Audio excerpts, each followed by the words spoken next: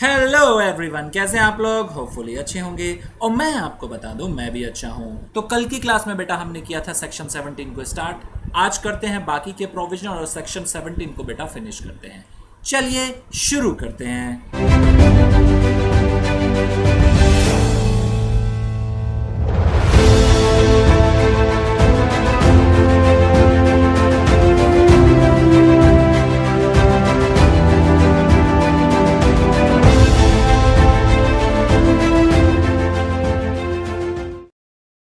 चलिए बेटा, कुछ और पॉइंट्स हैं जो हमारे इंपॉर्टेंट है, डिस्कस कर लेते हैं उन्हें एक बार।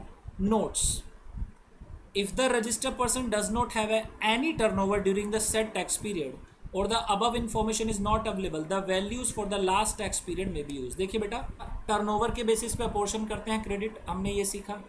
तो लॉ यहाँ पर प्रोवाइड कराता है कि इनकेस असेसी का करंट ईयर में टर्नओवर नहीं है जिसमें अपोर्शनमेंट किया जा रहा है, तो जो प्रीवियस ईयर के टर्नओवर है असेसी उन्हें यूज कर सकता है। ठीक है, नेक्स्ट है exempt supplies includes reverse charge supply, transaction in securities, sale of land and sale of building, where entire consideration is received either after issuance of completion certificate by the competent authority or its first occupation, whichever is earlier. Thus ITC attributable to such supply will need to be reversed। देखिए exempt supply की definition बता रहे हैं कि exempt supply में क्या क्या include किया जाएगा। नंबर 1, रिवर्स चार्ज वाली जो सप्लाई है वो इंक्लूड हो जाएगी बेटा। ट्रांजैक्शन की जा रही है सिक्योरिटीज़ में, वो इंक्लूड हो जाएगी। Sale of land, sale of building, ये भी इंक्लूड हो जाएगी। कब इंक्लूड होगी? Where entire consideration is received either after issuance of completion certificate by the competent authority और its first occupation whichever is earlier. चलिए अब नेक्स्ट बात करते हैं एग्जेम्प्ट सप्लाई में क्या क्या एक्सक्लूड होगा। ए, ट्रांजैक्शन और activity specified in schedule 3 except sale of land and sale of building as specified in point second above. जो बेटा शेड्यूल 3 में ट्रांजैक्शन या एक्टिविटीज़ दी हुई हैं वो सारी की सारी एग्जाम सप्लाई में एक्सक्लूड हो जाएंगी, वो यानी वो इंक्लूड नहीं होगी, उन्हें एग्जाम सप्लाई नहीं माना जाएगा।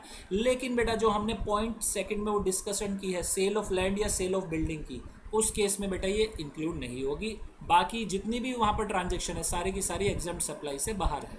ठीक है बेटा, next supply of services by way of accepting deposit, extending loans or advances where the consideration is either interest or discount.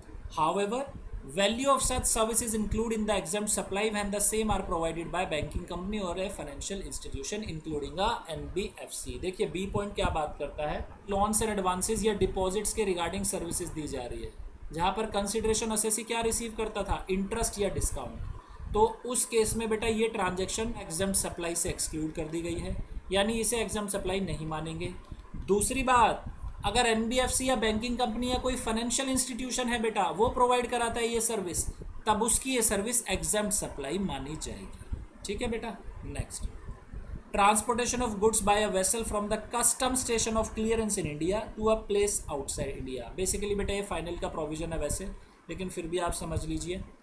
यहाँ पर सी पॉइंट बात करता है कि एग्जेम्प्ट सप्लाई से बाहर कर दिया जाएगा किसे, जहाँ पर गुड्स का बेटा ट्रांसपोर्टेशन हो रहा है।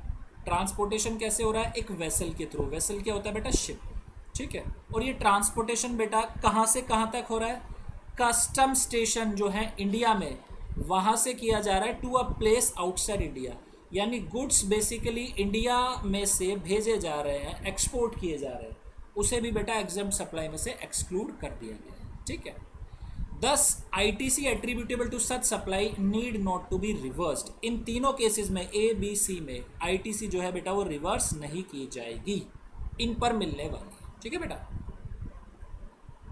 Aggregate value of exempt supplies and total turnover exclude the central excise duty, state excise duty, central sales tax and VAT. जब भी कैलकुलेशन की जाएगी एग्जेम्प्ट सप्लाई की और टोटल टर्नओवर की, उसमें से central excise duty, state excise duty, central sales tax और वैट की अमाउंट जो है बेटा वो क्या कर दी जाएगी? एक्सक्लूड कर दी जाएगी। ठीक है, the value of exempt supply in respect of land and building is the value adopted for paying stamp duty and for security is 1% of the sale value of such security.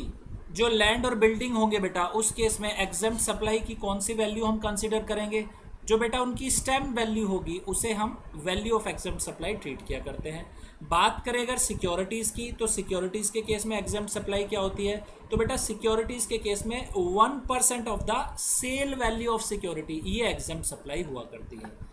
अभी हमने क्या पढ़ा था बेटा सेकंड पॉइंट में कि जो cell of land है या बिल्डिंग है वो बेटा एग्जेम्प्ट सप्लाई होती है, और ट्रांजैक्शन होती है सिक्योरिटीज़ में वो भी एग्जेम्प्ट सप्लाई होती है। ठीक है, तो लॉ यहाँ पर लास्ट पॉइंट में मेंशन करता है कि वैल्यू कैसे कंसिडर करेंगे हम लैंड और बिल्डिंग की।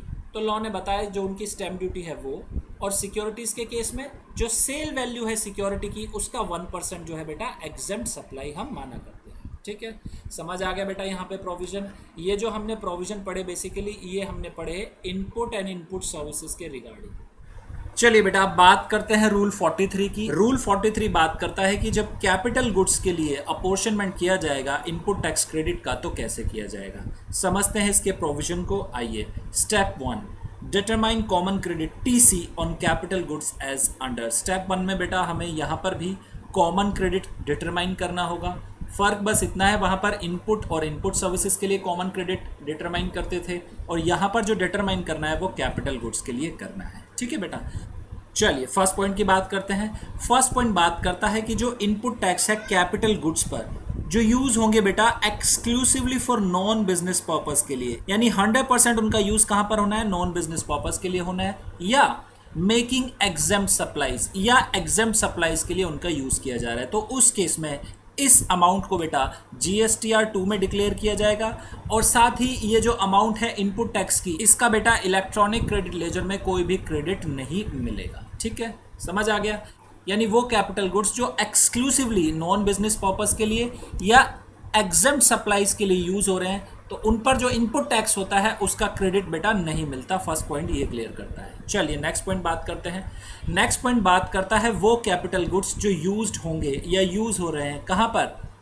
Exclusively for making taxable supplies. उन कैपिटल गुड्स का बेटा यूज जो हो रहा है वो एक्सक्लूसिवली फॉर टैक्सेबल सप्लाईज के लिए हो रहा है, तो उस केस में जो इनपुट टैक्स है कैपिटल गुड्स पर उसका बेटा क्रेडिट मिल जाता है। ठीक है बेटा, such amount will be credit to ECRL, यानी वो जो अमाउंट होगी इनपुट टैक्स की उन कैपिटल गुड्स पर वो क्रेडिट कर दी जाएगी ECRL में। ठीक है, साथ ही बेटा यहाँ पर दो बातों का ध्यान देना, जब भी हम टैक्सेबल सप्लाईज की बात करते हैं तो उसमें zero rated supplies already include हो जाता है। ठीक है बेटा, और साथ ही लॉ यहाँ पर मेंशन करता है कि इस अमाउंट को इनपुट टैक्स की अमाउंट को रजिस्टर्ड पर्सन जो है बेटा अपने GSTR 2 और GSTR 3B में भी ये मेंशन करेगा। ठीक है बेटा, नेक्स्ट थर्ड पॉइंट बात करता है बेटा उन कैपिटल गुड्स की जो फर्स्ट पॉइंट में कवर नहीं हुए और साथ ही सेकंड पॉइंट में कवर नहीं हुए। यानी कौन से कैपिटल गुड्स की बात की जा रही है? वो कैपिटल गुड्स की बात की जा रही है जो कॉमनली यूज्ड हो रहे हैं बेटा टैक्सेबल सप्लाईज में as well as exempt supplies में and business and non business purposes. ठीक है, तो थर्ड पॉइंट बेटा फिर फर्दर डिफाइन करता है कि इस तरह के जो कैपिटल गुड्स हैं उन कैपिटल गुड्स पर जो लगने वाला इनपुट टैक्स है उसका क्रेडिट मिल जाएगा असेसी को, लेकिन ये जो कैपिटल गुड्स होंगे इनकी जो लाइफ है वो बेटा कितनी ली जाएगी? 5 years ली जाएगी from the date of invoice. ठीक है, साथ ही इस अमाउंट को जो डिनोट किया जाएगा वो डिनोट किया जाएगा बेटा as a such amount will be credit to ECRL, और इनपुट टैक्स को क्रेडिट कर दिया जाता है ECRL में। ठीक है बेटा, इतना समझ आया? Next fourth point, change from exclusively use for non business purpose और exempt purpose to common use. अब देखिए, कोई कैपिटल गुड्स थे बेटा, उनको यूज किया जा रहा था exclusively for non business purpose या एग्जेम्प्ट सप्लाईज के लिए, लेकिन बाद में क्या होता है सब्सिक्वेंटली उस कैपिटल गुड्स को कॉमनली पर्पज के लिए यूज करना शुरू कर दिया जाता है, यानी taxable as well as exempt या business purpose as well as non business purpose. ऐसे केस की बात की जा रही है, तो उस केस में क्या होगा? सिंपल समझिए, उस केस में लॉ मेंशन करता है कि उन कैपिटल गुड्स पर जो लगने वाला ITC है, अर्लियर वो exclusively for non business purpose के लिए यूज हो रहा था, तो जब तक वो यूज हुआ है नॉन बिजनेस पर्पस के लिए 5% पर क्वार्टर रिड्यूस कर दीजिए उसका ITC, और ध्यान देना यहाँ पर क्वार्टर में पार्ट देयर ऑफ भी इंक्लूड कर लिया गया है। और ये रिड्यूस कब तक करना है? जिस डेट से वो कॉमन यूज होना शुरू हुआ बेटा। ठीक है। सपोज बेटा 1 अप्रैल 2018 को जो है एक कैपिटल गुड्स खरीदे एसएससी ने, और उस कैपिटल गुड्स पर जो आईटीसी था वो था बेटा ₹20,000, और रजिस्टर्ड पर्सन जो है बेटा इस कैपिटल गुड्स को नॉन बिजनेस पर्पस के लिए यूज करता है। तो अभी तक के जो प्रोविजन हमने पढ़े उसके अकॉर्डिंग लॉ क्या बात करता है कि ये जो आईटीसी है ये नहीं मिलेगा उस रजिस्टर्ड पर्सन को। ठीक है बेटा। 1 अप्रैल 2019 को रजिस्टर्ड पर्सन क्या करता है, उस कैपिटल गुड्स को कॉमनली यूज करना शुरू कर देता है, मतलब नॉन बिजनेस पर्पस के लिए भी यूज कर रहा है और टैक्सेबल सप्लाईज के लिए भी यूज कर रहा है। तो अब क्या होगा, अब जो आईटीसी था बेटा कितना था 20,000, उसमें से 5% पर क्वार्टर और पार्ट देयर ऑफ जो है रिड्यूस करिए अमाउंट। तो 1/4/18 से 31 मार्च 2019 तक का कितना पीरियड हो गया बेटा, 1 ईयर का हो गया। 1 ईयर में कितने क्वार्टर होते हैं सर, क्वार्टर होते हैं 4। तो 5% पर क्वार्टर यानी 5% 4 क्वार्टर के लिए कितना हो गया बेटा, ये 20% हो गया। 5% इंटू 4 दैट इज 20%। अब 20% जो है बेटा 20,000 में से रिड्यूस कर दीजिए, कितनी अमाउंट रिड्यूस हो जाएगी, रिड्यूस हो जाएगी 4,000। ठीक है बेटा। बैलेंस कितना बचा आईटीसी, बैलेंस बचा 16,000। तो लो यहाँ पर बात करता है इस 16,000 की जो अमाउंट है, जो बैलेंस्ड अमाउंट है, इसे आप क्रेडिट कर दीजिए ईसीआरएल में। ठीक है, ये बात की गई है, समझ गए बेटा। चलिए 5th पॉइंट जो है बेटा मैं तुम्हें अभी पढ़ाता हूँ रिलेट करके 6th के साथ। 6th पॉइंट बात करता है change from exclusive use for taxable including zero rated supplies to common use. अब देखिए एक्सक्लूसिवली टैक्सेबल पर्पस के लिए यूज हो रहे थे कैपिटल गुड्स, बाद में क्या होता है सब्सिक्वेंटली उन्हें कॉमन पर्पस के लिए यूज कर दिया जाता है। तो लो यहां पर बात करता है बेटा ये भी कॉमन क्रेडिट का पार्ट हो जाएगा। अर्लियर एक्सक्लूसिवली टैक्सेबल सप्लाईज में था, लेकिन अब क्या हो गया कॉमन यूज में आ गया, तो ये भी कॉमन क्रेडिट का पार्ट बनेगा। पार्ट कैसे बनेगा सर, देखिए लॉ यहां पर सिंपल मेंशन करता है, जो हमने प्रीवियस प्रोविजन किया सिंपल वैसे ही इसे किया जाएगा।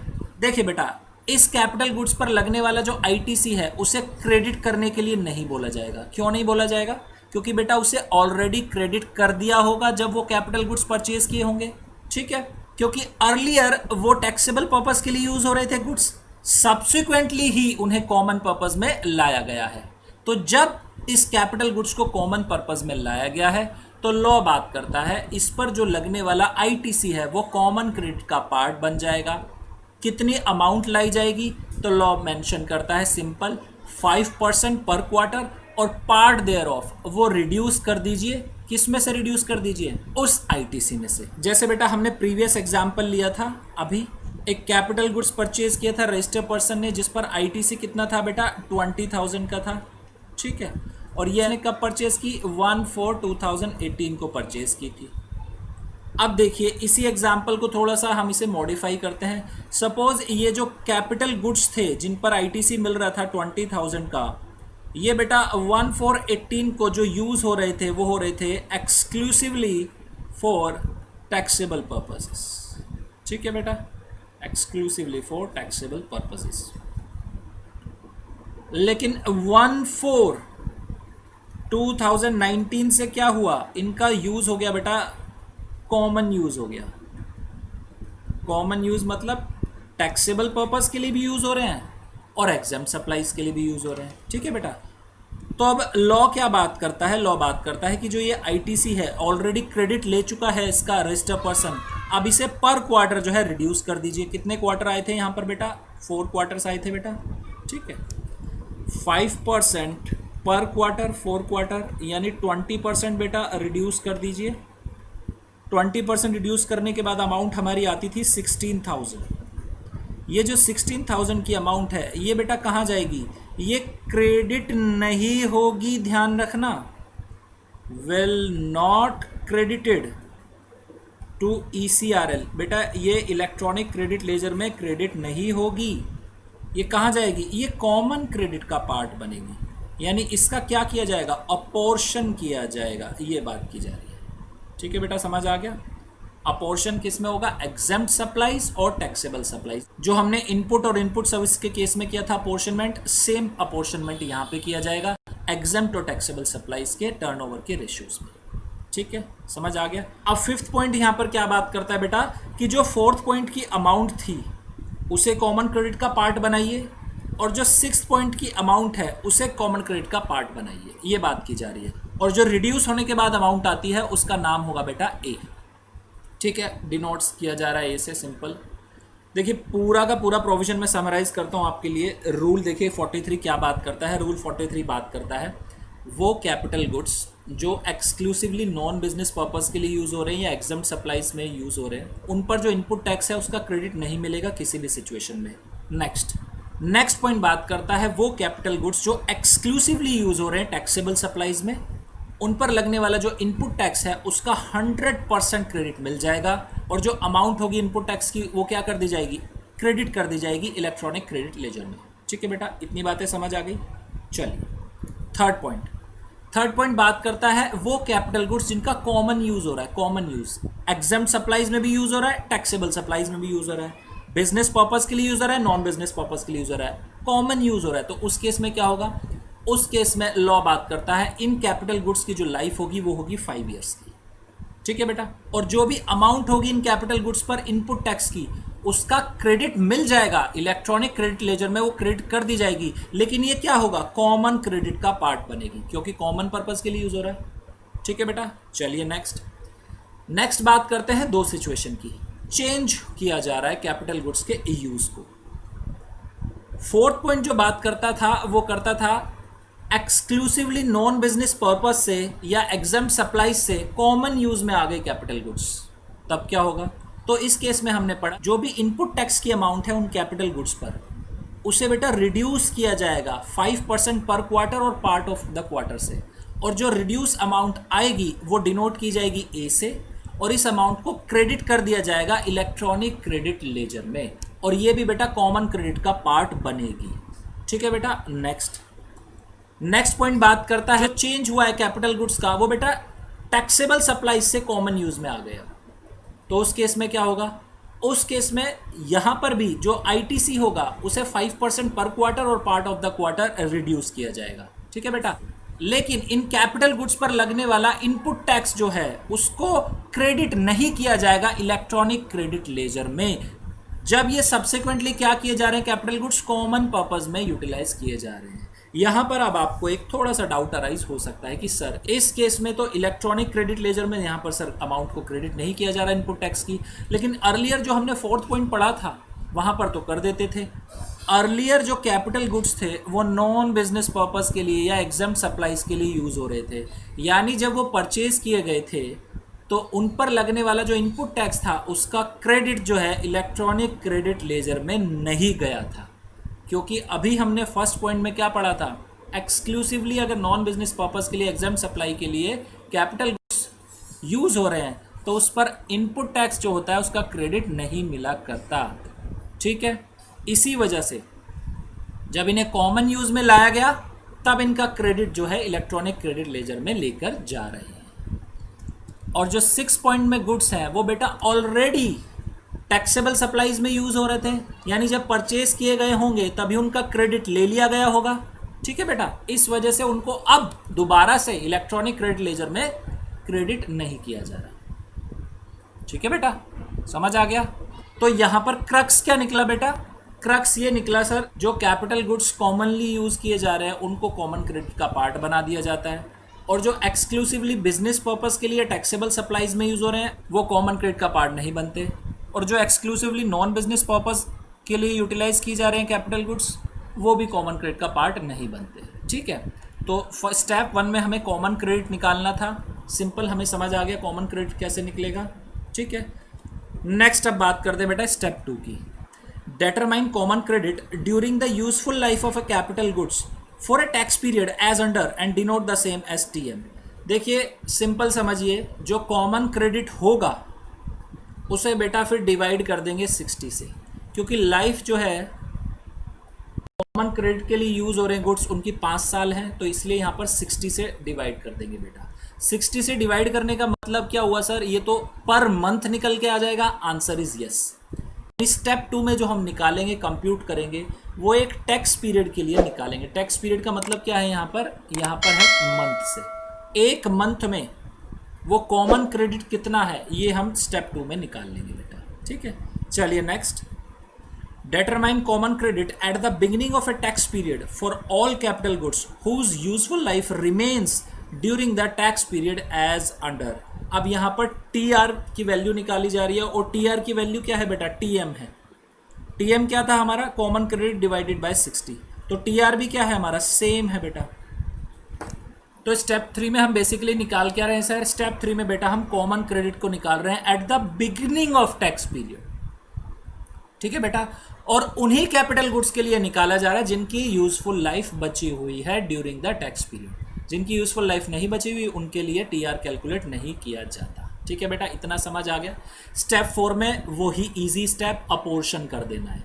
अपोर्शन कैसे होगा, जो भी हमारा कॉमन क्रेडिट आया उसे एग्जेम्प्ट और टोटल टर्नओवर के रेशियो में अपोर्शन कर दीजिए। सिंपल, समझ आ गया।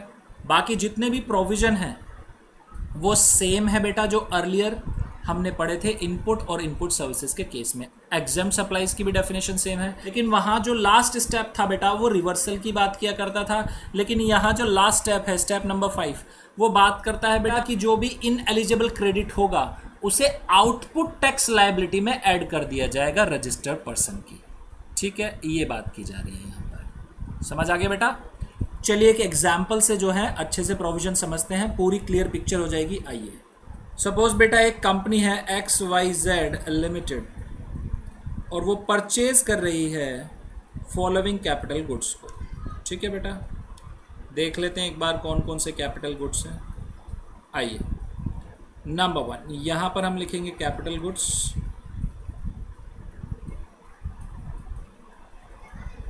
इनपुट टैक्स की कितनी अमाउंट है उनकी, ये लिख लेते हैं, कितना टैक्स लग के आया इनपुट टैक्स। और यहाँ पर स्टेटस की बात करते हैं कि यूज़ क्या हो रहा है उसका, वो यहाँ पर डिफाइन करेंगे। ठीक है बेटा, चलिए कैपिटल गुड्स हैं बेटा A, और इन पर जो इनपुट टैक्स है वो है 12,000।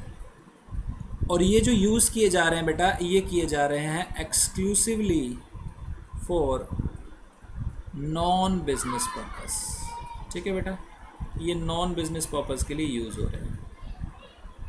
चलिए नेक्स्ट कैपिटल गुड्स हैं हमारे B, और इन पर जो हमारा इनपुट टैक्स है वो है बेटा 24,000। और इन्हें कैसे यूज़ किया जा रहा है, ये बेटा यूज़ हो रहे हैं exclusively for zero rated supply. Zero rated supply के लिए यूज़ किए जा रहे हैं। ठीक है बेटा, चलिए नेक्स्ट गुड्स की बात करते हैं। कैपिटल गुड्स हैं हमारे C, और इन पर इनपुट टैक्स है बेटा 60,000 का। और इनका क्या यूज़ हो रहा है सर, ये यूज़ हो रहा है बेटा दोनों में, यानी कॉमन यूज़ हो रहा है इनका, taxable as well as exempt. Common use लिख रहा हूँ मैं आपके लिए। नेक्स्ट बात करते हैं कैपिटल गुड्स D की, जिन पर बेटा इनपुट टैक्स है 1,20,000। इसका यूज़ जानने से पहले इसकी एक कंडीशन है, उसके बारे में बात कर लेते हैं बेटा। D जो है बेटा वो परचेज किया गया था 2 साल पहले। ठीक है, और 2 years बिफोर ये क्या किया जा रहा है, यूज़ किया जा रहा है। कैसे यूज़ किया जा रहा है इसका, एक्सक्लूसिवली फॉर एग्जेम्प्ट सप्लाईज के लिए। एग्जेम्प्ट सप्लाईज के लिए बेटा ये यूज़ किया जा रहा है। ठीक है, समझ आ गया इतना। चलिए यूज़ की बात करते हैं।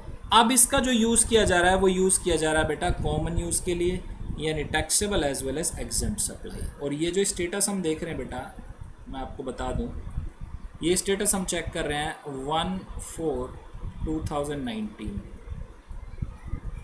यानी प्रीवियस ईयर जो है हमारा वो है बेटा 2019-20। ठीक है बेटा, और अप्रैल मंथ के लिए हम आईटीसी यहाँ पर कैलकुलेट करेंगे। कितना आईटीसी मिलेगा ये अप्रैल मंथ के लिए हम कंप्यूट करेंगे। चलिए लास्ट कैपिटल गुड्स की बात करते हैं अपने ई। इस पर जो इनपुट टैक्स है बेटा अब वो है 1,80,000। इस पर भी एक कंडीशन है, ये क्या है, ये जो गुड्स यूज़ हुए थे बेटा ये 3 साल पहले परचेज किए थे एसएससी ने, और ये यूज़ हो रहे थे एक्सक्लूसिवली 3 सालों तक for taxable supplies. Taxable supplies के लिए यूज़ किए जा रहे थे। ठीक है बेटा, अब किस पर्पज़ के लिए यूज़ होते हैं बेटा, अब ये भी जो है कॉमन यूज़ के लिए हो रहे हैं। ठीक है, 1419 से ये कॉमन यूज़ के लिए इस्तेमाल हो रहे हैं। ठीक है बेटा, तो ये हमारे 5 तरह के कैपिटल गुड्स हैं। अब एक बात समझिए बेटा, क्वेश्चन को स्टार्ट करने से पहले सिंपल, जो हमारे 3 तरह के कैपिटल गुड्स हैं सी डी ई, इन पर जो लगने वाला इनपुट टैक्स है ये ही बेटा कॉमन क्रेडिट का पार्ट बनेगा। अमाउंट क्या होगी वो अभी देख लेते हैं, बट कॉमन क्रेडिट का जो पार्ट बनेगा वो capital goods C D E पर जो लगने वाला इनपुट टैक्स है वो ही बनेगा बेटा। ठीक है, ए और बी स्पेसिफिकली मेंशन किया हुआ है बेटा exclusively for non business purpose A capital goods, ये तो बेटा इसका क्रेडिट मिलना ही नहीं है। ठीक है, सेकंड जो हमारी कैपिटल गुड्स है बेटा बी, उस पर जो इनपुट टैक्स लगा है वो है लगा है 24,000 का, और यूज क्या हो रहा है इस कैपिटल गुड्स का exclusively for zero rated supply, इसका तो 100% क्रेडिट मिलेगा बेटा। ठीक है, समझ आ गया इतना। चलिए अब सॉल्व करते हैं क्वेश्चन को। यहाँ पर बेटा स्टेटमेंट बनाएंगे। स्टेटमेंट क्या बनेगी? स्टेटमेंट बनेगी बेटा statement showing computation of credit, computation of credit on capital goods.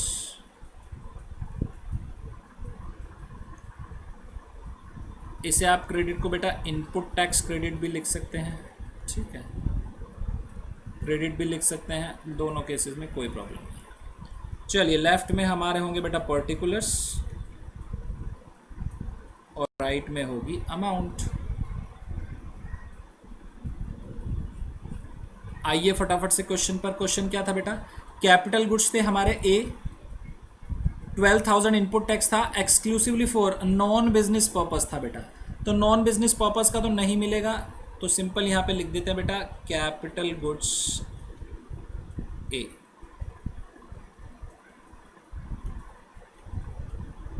Input tax इस केस में कितना? नील। ठीक है बेटा, नील मिलेगा।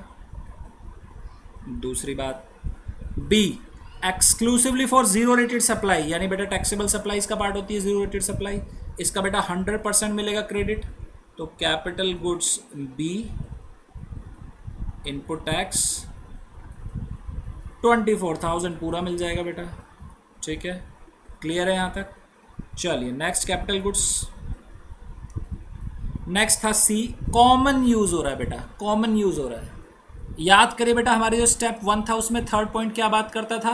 अगर कैपिटल गुड्स कॉमन पर्पस के लिए यूज हो रहे हैं तो वो जो इनपुट टैक्स है उन कैपिटल गुड्स पे वो बेटा क्या होगा? उसका क्रेडिट मिला करता था। इलेक्ट्रॉनिक क्रेडिट लेजर में उस अमाउंट को क्रेडिट कर दिया जाता था, तो कैपिटल गुड्स सी, इस पे जो लगने वाला टैक्स उसका भी क्रेडिट मिल जाएगा बेटा 60,000। ठीक है, नेक्स्ट इज बेटा कैपिटल गुड्स डी, 1,20,000 इस पर इनपुट टैक्स है, लेकिन ये 2 साल पहले तक इस्तेमाल हो चुके हैं। कैसे? एज एग्जेम्प्टेड सप्लाई में। ये गुड्स जो है बेटा एग्जेम्प्टेड सप्लाई में यूज हुए थे 2 साल पहले। अब क्या किया जा रहा है? इनका कॉमन यूज किया जा रहा है, तो पॉइंट नंबर 4 में आ गया बेटा ये। अर्लियर जो है इनका इनपुट टैक्स नहीं लिया गया होगा क्योंकि एक्सक्लूसिवली एग्जेम्प्ट सप्लाई में यूज किए जा रहे थे बेटा, तो 1,20,000 में से अब रिड्यूस करेंगे हम। 2 साल में कितने क्वार्टर बने बेटा? सर 8 क्वार्टर, 5% पर क्वार्टर होता है रिड्यूस, तो 5% इंटू 8 कितना हो गया बेटा? 40% हो गया। तो 1,20,000 में से रिड्यूस कर दीजिए 40%, अमाउंट कितनी बची? 1,20,000 माइनस 48,000 कितना आएगा बेटा? कैपिटल गुड्स डी, ये आएगा बेटा 72,000। ठीक है, और इसे भी इलेक्ट्रॉनिक क्रेडिट लेजर में क्रेडिट कर दिया जाता था बेटा। चलिए कैपिटल गुड्स ई की बात करते हैं। ई जो है 3 साल पहले परचेज किए गए थे कैपिटल गुड्स, और ये एक्सक्लूसिवली टैक्सेबल सप्लाईज में यूज किए गए थे। 1,80,000 जो इनपुट टैक्स है इन पर लगने वाला, इसका ऑलरेडी क्रेडिट ले चुका होगा रजिस्टर पर्सन। आज जो है ये अमाउंट इलेक्ट्रॉनिक क्रेडिट लेजर में नहीं जाएगी, लेकिन कॉमन क्रेडिट में जरूर आएगी। ठीक है, तो यहां पर जो हम कंप्यूट कर रहे हैं अमाउंट बेटा किसकी कंप्यूट कर रहे हैं? इनपुट टैक्स क्रेडिट की कंप्यूट कर रहे हैं। ठीक है, तो यहाँ पर तो बेटा जो हमारे कैपिटल गुड्स ई हैं उनके रिगार्डिंग कोई भी इनपुट टैक्स हमें नहीं मिलेगा, ये हो गया नील। तो टोटल अमाउंट कितनी क्रेडिट होगी हमारे इलेक्ट्रॉनिक क्रेडिट लेजर में? 24,000 प्लस 60,000 प्लस 72,000, और ये टोटल कितना आएगा बेटा? ये आएगा 1,56,000। ये तो बेटा हमारी हो गई अमाउंट क्रेडिट, किसमें? इलेक्ट्रॉनिक क्रेडिट लेजर में। अब बात करते हैं कि सर कॉमन क्रेडिट कैसे कंप्यूट किया जाएगा। जो स्टेप 1 वाली अमाउंट थी वो तो अभी तक हमने कंप्यूट नहीं की, तो आइए बेटा मैं यही कंप्यूट कर देता हूं आपके लिए। क्या कैपिटल गुड्स ए थे वो कॉमन क्रेडिट का पार्ट थे? Answer is no, not applicable. Capital goods B थे बेटा part? No, not applicable. Capital goods C की बात करते हैं, ये कॉमन क्रेडिट का पार्ट है क्या? आंसर इज यस, ये कॉमन क्रेडिट का पार्ट है बेटा। देखो कॉमन यूज हो रहा है इनका 60,000 का। तो जब भी कॉमन यूज होता है कैपिटल गुड्स का, उस केस में उनकी लाइफ कितनी हो जाती है बेटा? 5 ईयर्स हो जाती है। ठीक है, तो 60,000 को बेटा किससे डिवाइड किया जाएगा? अब 60 से डिवाइड किया जाएगा। 60,000 डिवाइडेड बाय 60 कितना आया बेटा? सर ये जो अमाउंट आएगी ये आएगी सर 1000, मैं यहाँ पर लिख देता हूँ बेटा 1000। ठीक है, कॉमन क्रेडिट कंप्यूट कर रहे हैं हम बेटा। नेक्स्ट बात करते हैं डी की। डी जो था पहले एग्जम्प्ट सप्लाई हुआ करता था बेटा, अब क्या है? कॉमन यूज़ है। तो 1,20,000 में से पिछले जो 2 साल हैं उसका तो क्रेडिट मिलेगा नहीं। फोर्थ पॉइंट याद करिए, 5% पर क्वार्टर रिड्यूस किया जाता था। तो वैसे ही हमने रिड्यूस करके अमाउंट क्या लिखी थी? 72,000। ठीक है, अब 72,000 को भी बेटा डिवाइड कर दीजिए 60 से। कॉमन यूज जिन कैपिटल गुड्स का किया जाता है उनकी लाइफ बेटा 5 ईयर्स होती है, उस केस में 60 से हर हाल में डिवाइड करना ही करना है। तो ये अमाउंट कितनी आएगी? ये अमाउंट आएगी सर 1,200 आ गया बेटा ये। ठीक है, चलिए अब कैपिटल गुड्स ई की बात करते हैं बेटा। ई के केस में हम ऑलरेडी क्रेडिट ले चुके थे, लेकिन अब क्या है? अपोर्शन करना पड़ेगा क्योंकि कॉमन यूज हो रहा है अब उसका exempt as well as taxable. 100% पहले वो टैक्सेबल सप्लाई में यूज होती थी। 3 साल बीत चुके हैं, यानी बेटा कितने क्वार्टर बीत चुके हैं? 4 3 12, 12 क्वार्टर जा चुके हैं। ठीक है, रिड्यूस कर दीजिए अब 1,80,000 माइनस, क्या माइनस करेंगे बेटा? 5% इंटू 12 इंटू 1,80,000। 60% जो है बेटा 1,80,000 का रिड्यूस कर दीजिए 1,80,000 में से। बैलेंस जो अमाउंट आएगी वो कितनी आएगी? 72,000 आ जाएगी। 40% 72,000 होता है बेटा। ठीक है, चलिए ये अमाउंट 72,000 जो आई है ये भी डिवाइड की जाएगी बेटा 60 से। ये अमाउंट कितनी हो गई? ये भी हो गई टोटल सर 1,200। तो इसका टोटल कितना आएगा बेटा? ये आएगा 3,400। ठीक है, टीसी क्या होगा हमारा? Common credit. कॉमन क्रेडिट होगा बेटा हमारा 60,000 प्लस 72,000 प्लस 72,000, ये कितना हो जाएगा? 2,04,000 हो गया बेटा ये। तो टीसी हो गया हमारा 2,04,000। ठीक है बेटा, स्टेप 2 और स्टेप 3 हम कंप्यूट कर चुके हैं, वो है बेटा हमारा 3,400। अब स्टेप 4 की बात करते हैं। स्टेप 4 क्या बात करता था? अपोर्शन की। तो अपोर्शन करना होता था हमें एग्जम्प्ट टर्नओवर और टोटल टर्नओवर में। तो मान के चलिए अगर टर्नओवर है बेटा, सपोज मैं लिख देता हूं टर्नओवर, एग्जम्प्ट सप्लाईज है 6 लाख और टोटल टर्नओवर है 12 लाख। तो अपोर्शन कैसे होगा? 3,400 इंटू 6/12 कर दीजिए, यानी 50% हो जाएगा बेटा। तो 3,400 का 50% कितना होगा? 1,700 हो गया बेटा। क्लियर है? ये क्या हो गया? ये वो अमाउंट है जो आउटपुट टैक्स लायबिलिटी में ऐड की जाएगी। आउटपुट टैक्स लायबिलिटी जो स्टेप 5 में ऐड की जाती है, ये होता है इनएलिजिबल क्रेडिट। इसी को बेटा जो रजिस्टर्ड पर्सन है उसकी आउटपुट टैक्स लायबिलिटी में ऐड कर दिया जाएगा।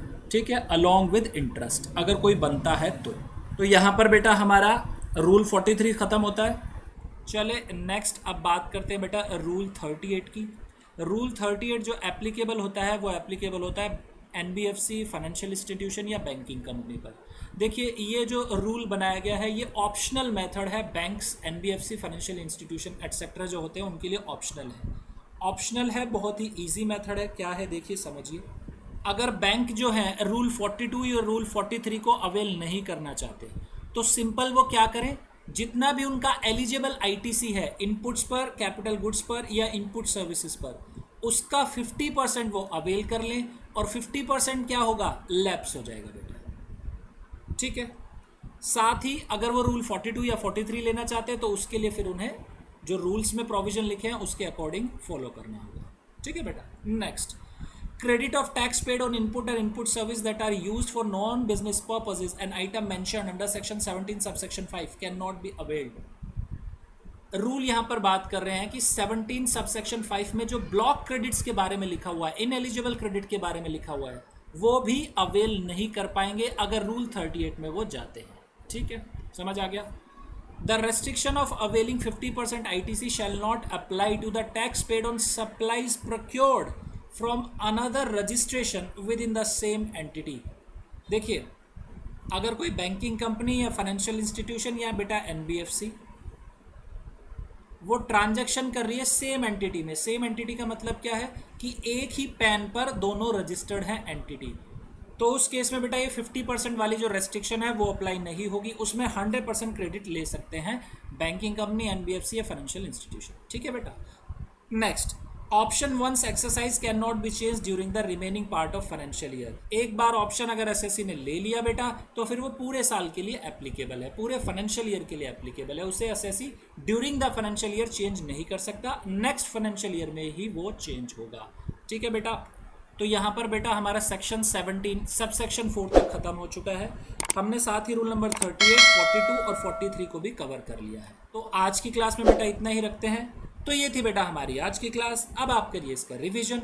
इन केस अगर आपको आती कोई प्रॉब्लम तो आप हमें कमेंट कर सकते हैं या आप हमें व्हाट्सएप या टेलीग्राम भी कर सकते हैं। हमारा व्हाट्सएप या टेलीग्राम नंबर है 8287377353। तो बेटा मिलते हैं नेक्स्ट क्लास में।